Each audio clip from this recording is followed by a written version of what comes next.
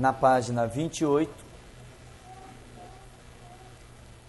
nós vamos entrar num assunto, dar continuidade a um assunto um pouquinho chato, né? Um pouquinho complicado esse assunto, porque as pessoas têm a mania de dizer que tudo que está na Bíblia é bíblico.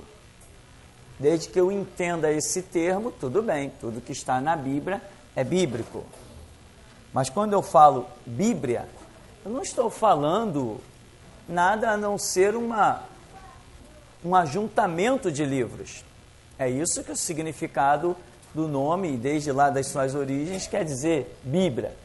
Então, a Bíblia é a palavra de Deus. Os teólogos preferem a expressão que a Bíblia contém a palavra de Deus. Eu, particularmente, também prefiro essa narrativa de que a Bíblia contém a palavra de Deus. Porém, para que não fique confusa a nossa declaração, nós preferimos dizer que a Bíblia é a palavra de Deus. Ou seja, ali nós encontramos a palavra de Deus. Mas em Mateus 4, quem está falando? O diabo. Ora, mas é o diabo falando no livro que eu digo que é a palavra de Deus. Né? Paulo, quantas vezes está escrevendo e dizendo assim, olha, eu não tenho mandamento do Senhor, mas eu vos digo isso, isso e isso. Ora, Paulo está dizendo que ele não tinha mandamento do Senhor e ele está dando a opinião dele. Então, esses detalhes que faltam por aí, devido à falta de estudo que a igreja foi acometida, a igreja foi acometida de uma falta de estudo terrível, e hoje as igrejas que deveriam ser uma grande faculdade não passam de feira livre, né? Você vai nas igrejas e você leva tudo que você quiser. Tem sal, tem rosa, tem arruda, tem óleo. As igrejas viraram uma feira livre, não é mais igreja. Estou mentindo? Então, irmãos, nós vamos examinar algumas passagens bíblicas aqui, que nós vamos procurar, com calma, demonstrar a nossa visão. Todo mundo tem que entender a nossa visão? Todo mundo tem que seguir a nossa visão? Não, você é livre. Então você toma o rumo que a sua vida quiser. Amém? Você é livre, você é livre. Agora, aqui nós temos uma opinião. Se não tivéssemos uma opinião, não poderíamos ter um ministério. O Senhor nos chamou com uma visão. Então veja bem, na página 28, nós colocamos aí uma observação. Amém? Todos têm essa observação, começando na página 28? Então diz assim, para receber o batismo, ou poder do Espírito Santo, né, é necessário haver o desejo de testemunhar, dizer, eu sou discípulo de Jesus. Porque muitas pessoas dizem assim, Deus me dá poder. Não, o poder de Deus, que não é para ninguém ficar poderoso, forte, quebrar as muralhas. Não, o poder de Deus, ele tem um objetivo, não tem? Se você não entender qual o objetivo da manifestação do poder de Deus, a sua oração é inútil. Deus me dá poder. Tá, que poder você quer? O de Sansão? Para matar um leão? Mas não tem leão para ser morto. Você quer que poder você quer? Ah, não, eu quero o poder de Sansão para derrotar um exército, mas não tem exército para ser assassinado. Então você tem que entender qual a vontade de Deus em manifestar o seu poder, qual o objetivo. Jesus, quando implantou o seu reino, a sua igreja, um estado independente, eu costumo usar essa expressão com muita convicção, então Jesus disse, recebereis poder ao descer sobre vós o Espírito Santo e sereis minhas. Qual era o objetivo então? Testemunhar. Não, Senhor, eu estou bem quietinho aqui na minha, não, eu não quero subir o morro, eu não quero ir para a rua, eu não quero ir para as praças, eu não quero ir para os trens, eu gosto de ser um crente ali quieto dentro da igreja, né? O coral cantar é tão bonito, olha, aquela irmã é tão afinada. É esse o seu objetivo? Não, se você não tem o objetivo de testemunhar, você não tem poder. Porque o poder, ele é dado para quem quer testemunhar. Jesus foi claro, recebereis a virtude do Espírito Santo, virtude, e sereis minhas testemunhas, né? Lucas 24, 49 e Atos 1, 8. Então, meu irmão, você quer poder? Então subentende-se que você quer testemunhar de Cristo. Você quer testemunhar de Cristo a que ponto? Você quer testemunhar de Cristo até a morte? Custe o que custar? Então o poder que tem preparado para você é grande. É tremendo. Você quer realmente que Deus cumpra o propósito dele na sua vida? Lembra de Jeremias? Lembra de João Batista? João Batista vai para o deserto e manda ver raça de víbora e daí para baixo. Para o deserto. Jeremias vai para porta do templo. Deus manda para o deserto, o outro manda para a porta do templo. O poder, talvez, para ir para um deserto, seja um poder X, mas o poder para ir para a porta do templo seja outro X, porque são situações completamente diferentes. No deserto apareceu um lá questionando João Batista: tu és o Cristo? Por que tu batizas lá no meio do deserto? Ou seja, irmão, sempre vai ter alguém te questionando, não importa para onde você vai. Então, porém, imagina Jeremias na porta do templo. Lá vem aquela turma de sacerdotes, todo dia, toda hora, aquele povo e lá está Jeremias. O que você vem fazer aqui? E ninguém falou nada para Jeremias, ninguém disse nada. Ele foi afrontado o tempo todo.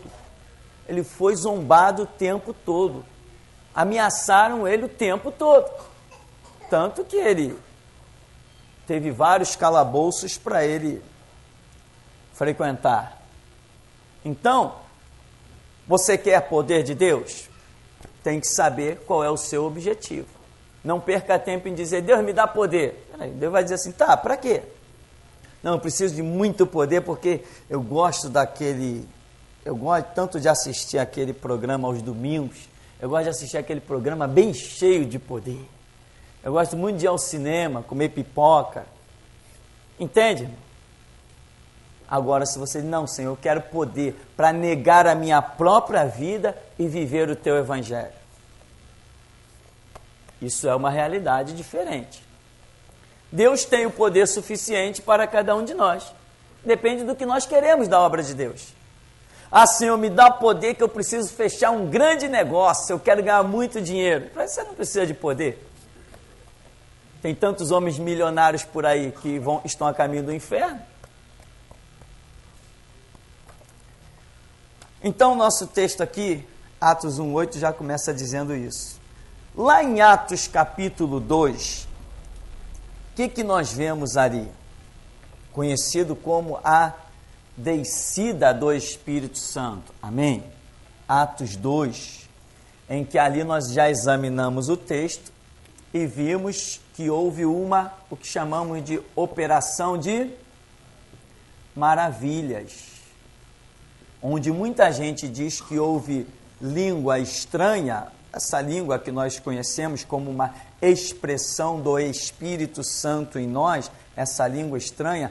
Ali em Atos capítulo 2, nós não identificamos língua estranha, porque quando os apóstolos estão falando, eles são identificados na expressão que diz: como os ouvimos falar na nossa própria língua em que somos nascidos. Então ali não houve língua estranha, ali houve idiomas diferentes. O Espírito Santo veio sobre os apóstolos, sobre aqueles discípulos reunidos no cenáculo, a Bíblia diz mais ou menos 120, e o Espírito Santo fez uma operação de maravilhas, fez com que aqueles homens falassem no idioma daquelas pessoas que estavam na festa de Pentecostes.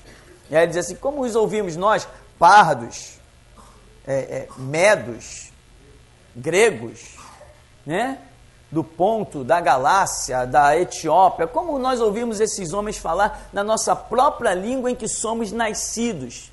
Então não era uma língua estranha, porque língua estranha, a Bíblia vai nos demonstrar na visão de Paulo, que aquele que fala em mistérios, fala diretamente com Deus. Ninguém entende. ele a si mesmo se edifica. E isso é o que nós sabemos, né? Existe por aí as pessoas que dizem assim, mas tem gente que tem o dom da interpretação de língua. Não, não tem, esse dom não existe. O dom da interpretação de língua não existe. O que acontece? Pode ter alguém aqui falando língua estranha e naquele momento Deus me dá uma revelação do significado daquilo que está sendo dito. Isto é um fato. Agora, dizer que a pessoa, a qualquer momento em que ela ouvir alguém falando língua estranha, que ela vai interpretar, isto é ignorância espiritual. Ninguém possui esse dom. É algo que Deus pode fazer com qualquer um. Entende? Não é o tipo da coisa que quando você tem um ministério, vamos dizer, de expulsar demônio. Acabou, o diabo que se cuide. Você passou, é bom ele sair do caminho. Aquele que tem o ministério de curar enfermo. Não tem jeito. É uma coisa que acontece o tempo todo. Mas interpretação de línguas, não, só se Deus quiser na hora revelar. Não existe essa questão, né? Então, voltando aqui para o nosso texto, Atos capítulo 2. Seguindo a leitura diz, podemos até considerar que na passagem de Atos 2 possa ter ocorrido isoladamente o dom de línguas. Porém, vamos ver o que o texto realmente busca nos explicitar. No verso número 4, vemos que os discípulos falaram em línguas concedidas pelo Espírito Santo. Tá? A expressão diz, conforme o Espírito lhes concedia falar, ou seja, está sendo claro e evidente que aquilo que está acontecendo não era fruto da mente humana. Por isso, o Lucas, quando escreve, diz, conforme o Espírito lhes concedia que falasse, porque Lucas está vendo que o que está acontecendo ali é algo sobrenatural. Então, ele usa essa expressão. No verso 6, fica evidente que as pessoas de outras terras que estavam em Jerusalém ouviram os discípulos falarem em seus idiomas estrangeiro e assim estavam pasmos. Se você examinar o verso 6, você vai ver que as pessoas estão questionando, como já falamos. Como é que nós conseguimos entender esses homens? Eles não sabem falar o nosso idioma. É semelhante você estar no meio de uma colônia britânica e de repente todo mundo começar a falar e você entender em português. Isso foi um milagre que nós chamamos de operação de maravilha, porque nós temos a mania de dirigir a palavra milagre a somente quando se tem uma cura, né? Mas tudo aquilo que foge à nossa esfera terrena pode ser considerado um milagre. Verso 7, né? Portanto, concluímos que o registro ora feito fala de uma operação de maravilhas. O Espírito Santo permitiu a cada discípulo que falasse em idioma que não conheciam, e não que haja preocupação de registrar o dom de línguas. Concluímos então que os discípulos falaram em línguas estrangeiras, terrenas, e não línguas estranhas. É bom você entender esse texto, porque esse texto, devido à sua má interpretação, impressionantemente, século 21, a igreja está prestes a ter o seu extermínio pelo arrebatamento. A igreja não passará do século 21, não passará. A igreja será arrebatada neste século. A igreja não passará do século 21. Eu aceito o desafio dos anjos ou do diabo. Não passará do século 21 a igreja. E hoje, prestes a igreja ser arrancada da terra, ainda nós encontramos um monte de gente dizendo que isso aqui se tornou uma regra. Ou seja, só tem o batismo no Espírito Santo quem falar língua estranha. É um rótulo de ignorância que não tem mais tamanho. Agora, se ele dissesse assim, não, só tem o batismo do Espírito Santo quem tem autoridade para testemunhar. Opa, aí tira o chapéu. Mas criar essa regra, ainda mais num texto que não diz o que dizem, amém? Apolo era um homem, lembra de Apolo, que aparece em Atos? Era um homem eloquente, pregava, convencia judeus, gregos, gentios. Apolo falou língua estranha? Não falou em nenhum momento. Jesus era cheio do Espírito Santo? Falou língua estranha. João Batista era cheio do Espírito Santo? Falava língua estranha? Tiago, há algum registro lá em específico que não sei o que houve língua estranha? No meio dos apóstolos, há algum registro específico disso? Não. Pedro leva essa doutrina, vamos assim dizer, adiante? Não. Paulo, quando toca no assunto, é só para questionar Coríntios. Então, irmão, pode ser até que tenha alguém por aí falando língua estranha. Mas quem é maior? Quem fala língua estranha ou quem prega Jesus Cristo? Você falar língua estranha, alguém se converte porque você falou língua estranha? Mas quando você prega Jesus Cristo, alguém pode se converter. Quem é maior? Então, tem regras por aí, que na verdade não são regras. Criaram essas regras que só serviu para matar a igreja, assassinar a igreja. Então, Atos capítulo 2, não está evidenciado dom de línguas, né? O dom de línguas estranhas é uma realidade? Esse dom, esse talento? É, claro que é. E como nós sabemos que é? Como eu convivi com isso? Como convivi com isso? Coisas impressionantes. Tanto no falar línguas, como receber a revelação, que muitas vezes a gente diz interpretar línguas. Tudo isso eu convivi muito com isso, são 20 anos de evangelho. Mas criar regras é o perigo. Criar regras é o grande problema da igreja. Tome muito cuidado, irmão, na hora de você criar uma regra. Se você não pode achá-la já criada no evangelho, não ouse criar. Pois nós não fomos chamados para criar regras, nós fomos chamados para seguir regras. Amém? Então, tem uma observação aí embaixo, né? As línguas estranhas não são entendidas por ninguém, só o Espírito Santo pode dar interpretação, e é dom que edifica o que possui, uma colocação do apóstolo Paulo lá em 1 Coríntios capítulo 14. Agora, nós vamos aqui em Atos 19, 1-6, você que tem sua Bíblia aí, você pode observar, porque diz Atos 19, de 1-6, explicando um pouco mais.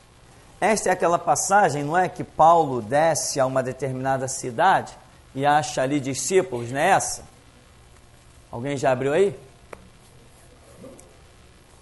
Aqui nós temos que, com calma, analisar, porque muitas vezes nós começamos a atribuir a homens aquilo que só Deus pode fazer. E cada vez que nós criamos uma regra errada, tomamos um caminho parecido, nós não alcançamos o objetivo de Deus. Porque o objetivo de Deus nunca está num caminho errado. O objetivo de Deus somente está nos caminhos certos. Essa filosofia, Deus escreve certo em linhas tortas, né? Não vai muito por isso, não. Não se liga muito nisso, não, porque Deus gosta de agir certo, com linhas certas. Ele traça as linhas. Então, o que diz aí? Você que encontrou, observa, no verso 2, é necessário frisar que o fato de os discípulos não terem ouvido acerca do Espírito Santo não significa que não fossem possuidores do mesmo. Amém? Apolo, quando estava pregando eloquentemente, não tinha ouvido nem falar em batismo no Espírito Santo. Eu te pergunto, alguém que prega eloquentemente, cheio de unção e convence as pessoas de que Jesus Cristo é o Senhor, tem ou não tem o Espírito Santo? Mas ele não estava nem aí, ele nem sabia que existia Espírito Santo. Ué, porque eu não sei de uma coisa, de um fator, significa que aquilo estaria anulado na minha vida? É um caminho que eu não ousaria entrar, né? Não ousaria entrar de jeito nenhum. Quer ver aqui? Então, por exemplo, aí tem duas passagens de Efésios 1, 12 a 14 e Atos 2, 38, João 1, 12, enfim, que demonstram que o Espírito Santo, ele entra na vida de quem? De quem tem a palavra, ou a confissão sobre o senhorio de Jesus Cristo. Não é isso? O próprio Paulo diz, se alguém não tem o Espírito de Cristo, esse tal não é dele. Então, naquela época em que o Evangelho não tinha nada de pergaminho sendo espalhado, o Evangelho ainda era só boca em boca, a doutrina ficava muito aquém da realidade. Então as pessoas passavam a crer em Jesus, recebiam o Espírito Santo sem nem ter ouvido que ele existia. Isso para mim é lógico. Isso para mim é lógico. Se você pregar para alguém ali, uma pessoa que nunca ouviu falar de Jesus, nunca ouviu falar de Espírito Santo, nunca ouviu falar de Deus, e você está pregando e o Espírito Santo trabalha na vida da pessoa, e ela diz, não, eu creio. Se o Espírito Santo trabalha, ela pode dizer, creio que Jesus é o único Salvador, morreu na cruz por mim, eu creio. Essa pessoa recebe ou não o Espírito Santo? E ela pode nem saber que existe Espírito Santo. Porque a regra de Deus é, quem confessa o senhorio de Cristo, recebe o seu Espírito. Isto é regra na Escritura. Então, quando os apóstolos, Paulo desce lá naquela cidade, encontra aqueles discípulos reunidos, louvando, orando, fazendo a obra, ora, como que eles não teriam o Espírito Santo? Aí diz aqui, né, que no verso 3, se você pular um pouquinho aí embaixo, depois desse detalhe que eu coloquei assim, importante, o fato dos homens não conhecerem os conceitos de Deus não altera as suas leis pré-estabelecidas. Tem até um exemplo lá de Gênesis capítulo 20. Mas aqui no verso número 3, vemos que haviam sido batizados por João Batista, né? Ou pelos discípulos de João. No verso número 5, foram batizados conforme a ordem de Jesus, que disse batizar em nome do Pai, do Filho e do Espírito Santo. No verso número 6, não quer dizer em absoluto que Paulo tivesse autoridade para fazer as pessoas receberem o Espírito Santo, muito menos de levá-las a profetizar. Devemos considerar o fato de aqueles corações estarem prontos a receber tal graça de Deus. Deus opera sinais e maravilhas na presença dos seus servos consagrados, porém não são eles que fazem os sinais, e sim Deus. Por isso a glória é de Deus e não dos homens. O que aconteceu? Paulo, em que fostes batizados? Tá, no batismo de João? Não, então vocês têm que ser batizados de novo. Uma regra que começou a ser praticada na igreja primitiva, que eu particularmente não me preocuparia com ela de forma alguma. O próprio Paulo depois até diz assim, eu não fui enviado para batizar, eu fui enviado para pregar, para evangelizar. Dá até uma lista dos poucos que ele tinha batizado e que a preocupação dele não era com batismo, era com levar o evangelho adiante. Então veja, irmão, aí Paulo impôs as mãos sobre esses homens e diz ali, Lucas escreve que eles profetizaram e até falaram línguas estranhas.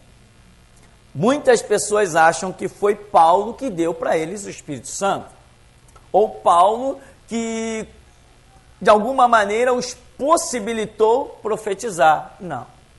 Houve uma reunião, eles se reuniram, foram orar, foram clamar, Deus operou. Não porque Paulo impôs as mãos, senão eu estava frito.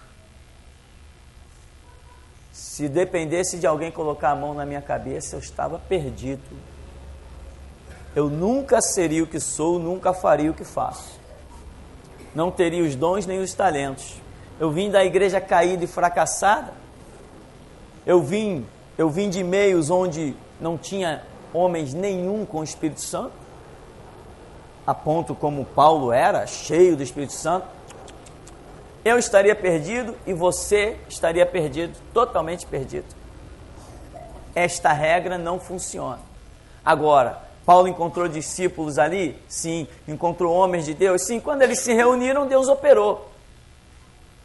Mas que Paulo foi a porta para o Espírito Santo entrar na vida de alguém? Não.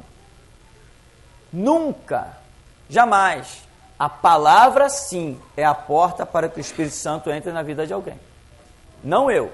Mas a palavra que eu tenho a pregar, essa vai fazer com que abra a porta para entrar o Espírito Santo na vida das pessoas. Mas não eu.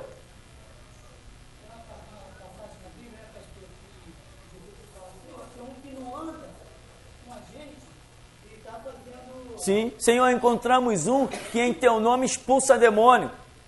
E não sei se fala também cura enfermo, mas expulsa demônio. E nós o proibimos. Deus falou, não proíba. Ué, como é que esse camarada expulsava demônio? Entendeu? Ele tinha que ter o Espírito Santo. Senão os demônios não iam obedecer ele. Mas não ia mesmo. Entendeu? Lembra dos filhos do sacerdote? Vos esconjuro por Jesus a quem Paulo prega. Mas não tinha o Espírito Santo. Então, os demônios só obedecem a quem tem o Espírito Santo. Se aquele homem, mesmo não andando no grupinho de Jesus, estava expulsando o demônio, ele tinha que ter a graça do Espírito Santo sobre a vida dele. Muita gente confunde uma coisa. Muita gente pensa que o Espírito Santo veio para a terra no dia de Pentecostes. Outra regra sem sentido. Quando Jesus diz, eu vou para o Pai e enviarei o Espírito Santo, não quer dizer que o Espírito Santo não estivesse ali com Jesus. Quantas vezes Jesus entregou revelações? Ele não poderia fazer isso sem o Espírito Santo, porque ele despiu-se da sua glória, despiu-se da sua divindade. O Verbo se fez carne e habitou entre nós. Ele não tinha onisciência ali. A onisciência ele deixou lá no céu. Não tinha onipresença. Entendeu? Mas diz a profecia de Isaías 61, o Espírito do Senhor Deus está sobre mim. Me ungiu para pregar boas novas aos maus. Essa profecia em primeira mão sobre Jesus. Então quem estava sobre Jesus? Quando Isabel é saudada por Maria, o que aconteceu? Espírito Santo moveu a criança dentro do ventre de Isabel. Então as pessoas têm a mania errada, criam regras que Deus não mandou criar. O Espírito Santo veio para a terra a partir de Pentecostes. Ora, não diga isso. O Espírito Santo vinha sobre Sansão, né? E dizer, não, mas aí ele ficou no céu. Em que momento a Bíblia diz que ele ficou preso lá no céu? Quando Jesus diz, eu enviarei o Consolador, o Espírito Santo, estava falando da nova missão. Ele viria como Consolador, ele viria como virtude, ele viria a agir com tudo isso, mas não que ele não estivesse sobre a terra. Como é que alguém que é onisciente está ausente de algum momento? Onipresente e onipotente. O Espírito Santo não é isso? Onisciente, onipotente, onipresente? Então não posso em nenhum momento dizer que ele saiu, sumiu. Mas quando a igreja for arrebatada, o Espírito Santo vai sair da terra. Não é o que a gente ouve comumente? Não, isso é uma expressão para dizer que ele não vai estar operando da maneira que opera. Mas sair da terra, como que alguém que é onisciente, onipresente, vai sair de algum lugar? Ele é que nem um radar, nada escapa. Tudo está no domínio dele. Então a expressão ali de Jesus, né, eu enviarei o Consolador, não quer dizer que ele não estivesse ali agindo com Jesus. Entendeu? Como é que Jesus ia orar se não tivesse o Espírito Santo para interceder? Pai, graças te dou porque tu sempre me ouves. Lázaro, vem para fora. O Espírito Santo está agindo o tempo todo. Agora, Jesus demonstra ali uma nova dispensação, em que o Espírito Santo já está agindo, não mais sobre as questões judaísmo, etc, etc. Está agindo sobre o cristianismo com os propósitos que ele deixou. Então, dizer que o Espírito Santo não estava na terra, ou veio a partir do Pentecostes, olhando para trás, antes disso, nós não vamos concordar com isso, né? João Batista foi cheio do Espírito Santo, não foi? Já falei, se João Batista foi cheio do Espírito Santo, em que momento o Espírito Santo abandonou João Batista para depois retornar no dia de Pentecostes? Se convertendo. Não existe conversão aonde o Espírito Santo não esteja agindo, né? E Deus não age em templo de Satanás, como é universal. Então ali não existe conversão, não existe salvação. Se lá existisse conversão e salvação, Deus não nos mandaria fazer a obra que temos feito contra lá. Estaríamos lutando contra o próprio Deus, né? Então,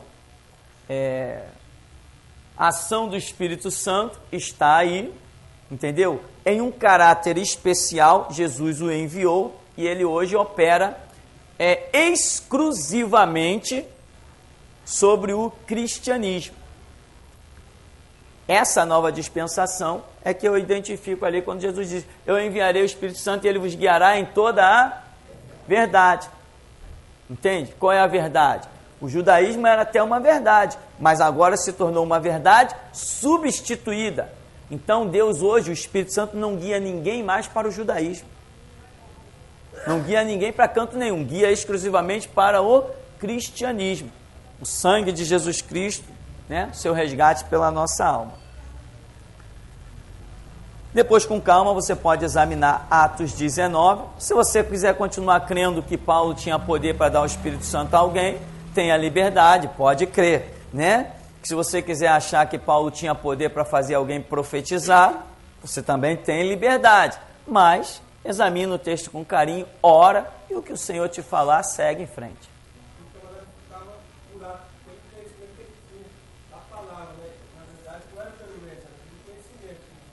Aqui em Atos 19, isso é uma realidade. Veja bem, Paulo tem um conhecimento e eles não têm esse conhecimento. Então, Paulo tinha, sim, uma superioridade pelo conhecimento, pela missão que já tinha, a vocação dada por Deus, a graça, para chegar ali e instruir aqueles homens de uma maneira tremenda. Agora, por mais que um homem possa instruir alguém, não tem como fazer esse alguém receber o Espírito Santo. Porque receber o Espírito Santo é posicionamento pessoal de cada um. É aquele que entra debaixo da cachoeira. Eu não posso levar ninguém absolutamente a receber o Espírito Santo. Senão eu estaria fazendo isso pelos meus filhos, pelos meus parentes e pelo mundo. Estaria fazendo isso. Eu posso fazer alguém receber o Espírito Santo. Eu ia sair pela rua colocando a mão na cabeça de todo mundo. Ia, meu irmão, ia. Porque é uma questão de salvação também. Mas não adianta porque não temos esse poder, né? Quanto à questão dos aventais de Paulo, Paulo nunca mandou aqueles aventais em nenhum lugar, mandou? Muita gente pensa que mandou. Mas se você examinar o texto, a Bíblia diz que alguém considerou, poxa, Paulo, homem de Deus, o camarada pegou os aventais de Paulo e levou. De repente viu que aonde os aventais de Paulo chegavam, Deus curava enfermo, Deus expulsava demônio. Paulo ungiu aqueles aventais? Não, em nenhum momento. Paulo orou sobre aqueles aventais? Em nenhum momento. Paulo mandou levar os aventais? Em nenhum momento. Então, isso é um fator. Quando Deus honra um homem a tal ponto, pode até operar isso. Agora, não confunda com o lixo que tem por aí. Primeiro, para que as vestes de um homem faça alguma coisa, primeiro esse homem tem que ser um homem de Deus. E se tem uma coisa difícil de você achar hoje, é um homem de Deus, né? Você tem o amigo do político, o cara que vendeu a igreja, né? O cara que é cabo eleitoral, o cara que é garoto propaganda, você tem tudo isso. Você tem o pastor que virou deputado, você tem tudo isso. Você tem o camelô dentro da igreja, o cara que distribui tudo. Agora, homem de Deus é outra história. Então, primeiro, para que as vestes dele fizessem alguma coisa, primeiro eles teriam que virar homem de Deus. Não viraram, então muito menos as vestes dele vão fazer alguma coisa.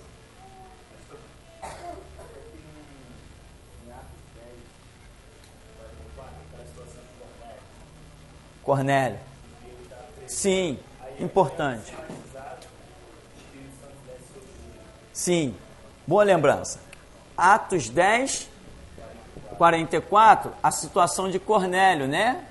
em que Cornélio, um homem temente, fazia esmolas, mandou chamar Pedro para falar das grandezas de Deus. Pedro tem aquela visão, tal, não chames comum e imundo ao que Deus purificou, e desce com os homens e chega na casa de Cornélio. Quando Pedro está pregando para eles, acontece ali 2 episódios muito importantes. Um primeiro é a identificação da manifestação do Espírito Santo. Foi identificado uma manifestação do Espírito Santo ali.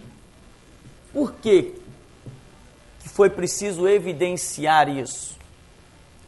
Né? E um outro episódio também é que essa manifestação do Espírito Santo foi antes que o batismo nas águas tivesse acontecido. Vamos falar primeiro do segundo ponto. Muitas igrejas por aí criaram regra.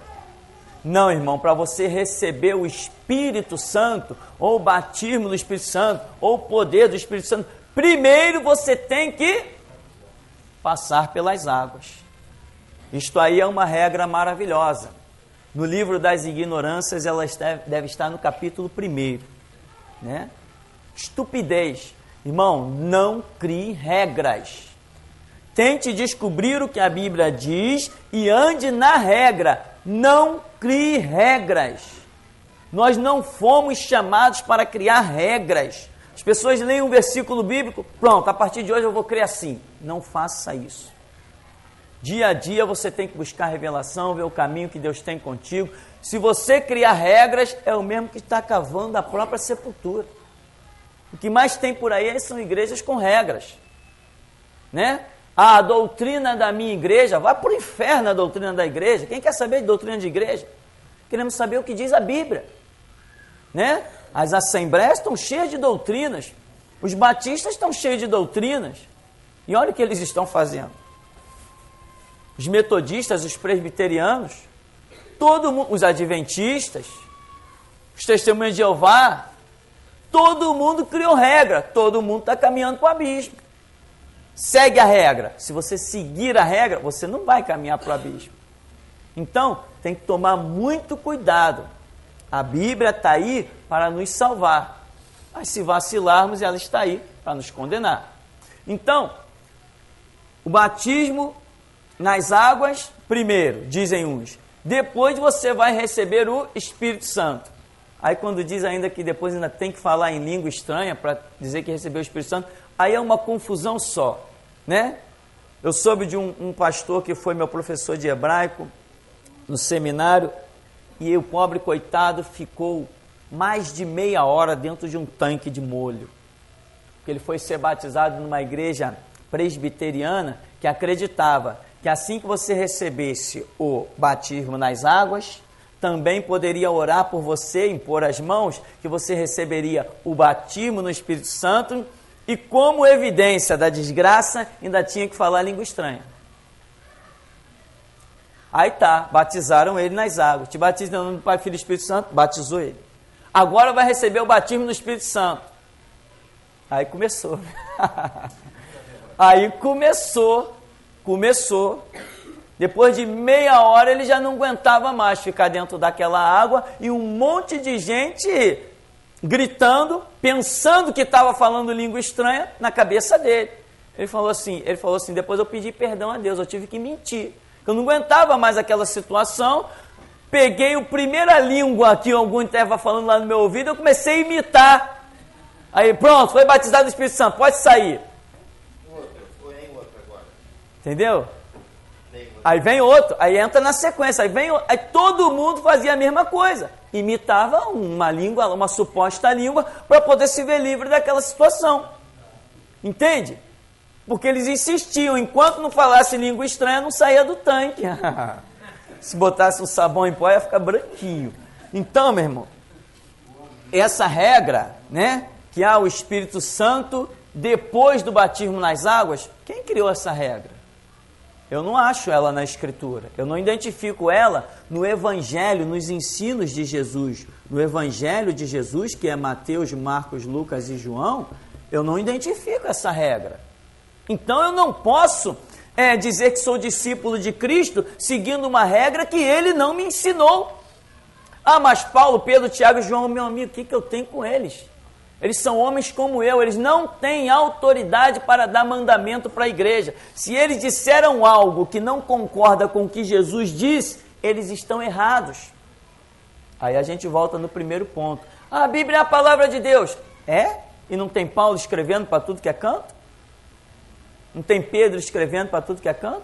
Não tem Pedro escolhendo o 12º apóstolo? Ridículo. Aonde que foi dada a autoridade a homem de escolher obreiro para a seara que não é sua? Como é que eu posso virar para alguém e dizer aqui, irmão, a partir do mês que vem eu vou te consagrar pastor? Melhor dar um tiro na cabeça. Aonde que eu tenho autoridade de fazer de alguém um pastor? Eu vou olhar para a minha vida e vou dizer assim, ninguém me fez.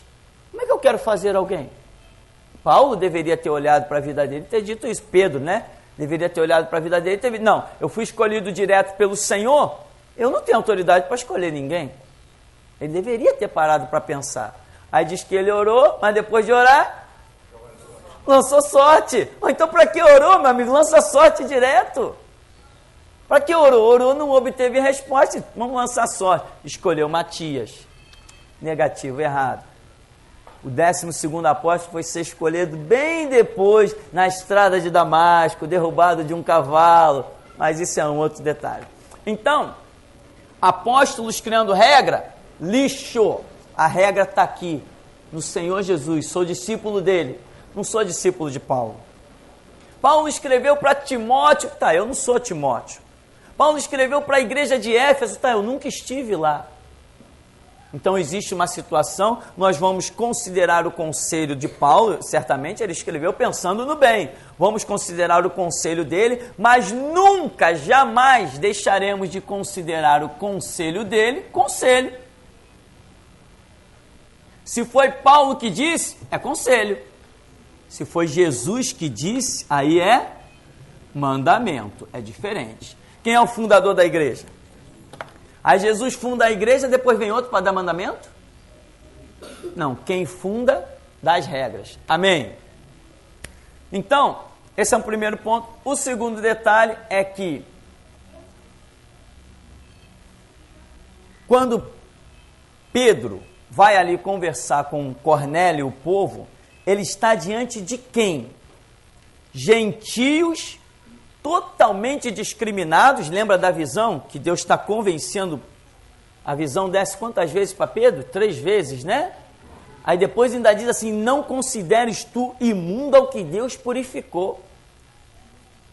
Pedro já entra lá dizendo assim, olha, vocês sabem que não é lícito a um judeu entrar na casa de gentio. Pedro já chega lá cheio de preconceito, cheio de problema psicológico, né? Está precisando de uma terapia. Chega ali completamente preocupado. Mas o anjo apareceu, ele falou assim, não, mas um anjo do Senhor me apareceu, eu tive uma visão, então eu tive que vir, obediência. Mas que ele queria ir? Não, não queria. E ministério é isso, é justamente você fazer o que você não quer fazer, né? Então, aí resultado, quando ele está falando para aquele povo, Deus usa essa forma para revolucionar a igreja, para que Pedro entendesse que o Espírito Santo também seria dado aos gentios, para que Pedro entendesse que judaísmo não precisava ninguém ter origem no judaísmo para que a glória de Cristo fosse manifesta. Aquilo ali revela um monte de coisa. Quando o Espírito Santo se manifesta visivelmente, naqueles homens que tiveram visões, profetizaram e etc., falaram língua estranha, aquilo ali está quebrando todos os protocolos da tradição. E Pedro precisava entender isso. Então nós não podemos considerar, muitos outros fatores. Eu vejo que Deus está querendo provar para Pedro uma situação que Pedro estava até então meio que 2 pés atrás. Não estava predisposto a aceitar. Mas quando ele simplesmente abre a boca, bom, Jesus, pruf, acabou. Quando ele veio, Jesus, o Espírito Santo se manifestou. Agora, se manifestou na vida de qualquer um? Não, a Bíblia dá testemunho de Cornélio, dizendo que era homem temente, dizendo que era homem cujas esmolas estavam reconhecidas diante de Deus, que orava. E quem disse isso para Cornélio? Não foi o anjo que se manifestou a ele? Um próprio anjo não se manifestou a Cornélio? Então, se um homem está sendo digno da consolação, da manifestação do próprio anjo, esse homem está pronto a receber o Espírito Santo. Só precisava de um entendimentozinho. Houve um entendimento, aconteceu. Né? Então, como? Aí depois Pedro, na Assembleia de Atos 15, na Assembleia de Jerusalém, Pedro começa a contar tudo isso. Aí ele começa a mostrar para a comunidade cristã judaica que o evangelho era para todos. Aí a visão deles começa a abrir. Então, nada de regra. Procurar entender o porquê das operações de Deus. Não crie regra, irmão. Não crie regra. A Bíblia não está aí para nós olharmos para ela e criarmos regras. A Bíblia está aí para nós estudarmos. Temos 66 livros. Está aí para estudarmos, entendermos e seguirmos regras. Não criarmos regras. Amém? Vamos dar uma paradinha em nome de Jesus?